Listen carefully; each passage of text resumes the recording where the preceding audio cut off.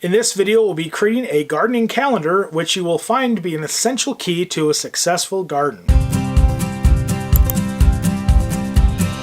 Hello and welcome to another LifeOnOurHomestead.com gardening video. My name is John, and if this is your first time here and you want to learn how to grow a successful garden, start now by subscribing and clicking the bell icon so you don't miss anything. In past videos, we've created our gardening plot and our garden timeline plan.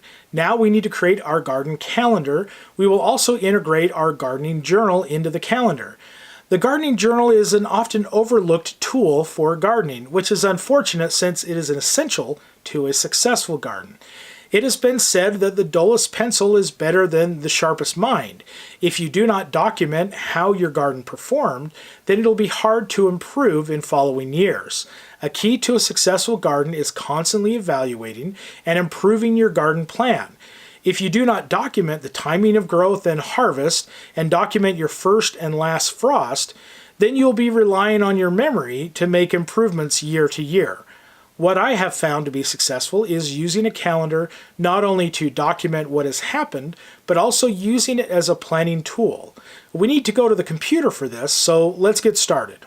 Here we are in Google Calendar, and I have turned off all my other calendars. The first step is identified via an appointment, which is my last spring frost and my first fall frost. From there, I have created appointments noting this 0 week, then counting back into March and marking forward into the growing season, each week getting a number. Now I need to put in appointments for every vegetable I plan on growing. So I will reference my gardening timeline we set up in the last video. If you did not watch that video, the link is in the description below and the info card above. The first item on my list is corn. I will put in an appointment to direct sow in the garden on my 0 week. Then I'll put in another appointment when I should expect to see my first leaves, and then another appointment when I should see the harvest. Now I will move on to my second item, tomatoes. I will mark in the calendar 4 weeks before last spring frost to start sowing from seeds. In 2 weeks, I will note germination should be done with another appointment. My next appointment is 2 weeks after the frost to note when to transplant, and the last appointment is when to expect to start seeing harvest. I will continue this for all the rest of my items, translating my timeline document to my calendar. Once I'm done, I can now use this calendar to remind me of key dates in the garden. If weather looks bad, I can always bump the appointment to better sowing or transplanting conditions in the garden. Because this is on the same platform as my work and family calendar, the dates will appear with my regular appointments during the week, keeping the garden in focus all year. Lastly, you can use this calendar as your gardening journal. The day you actually have your last spring frost, put that in as appointment, appended by the words actual. The same goes for when you actually transplanted or sowed in the garden. Mark the days with appointments when you actually had your harvest of your cabbage. It is easy from your computer or cell phone to put in these appointments in the garden calendar. Also mark when you first noticed squash bugs or powdery mildew or other issues, when you applied some treatment, and the dates when you noticed the issue was no longer present. All this information is valuable the following year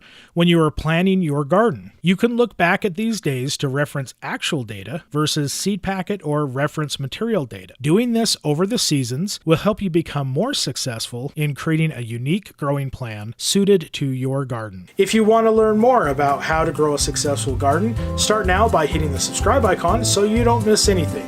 Thank you so much for watching. Now go enjoy your garden, and I will see you next time.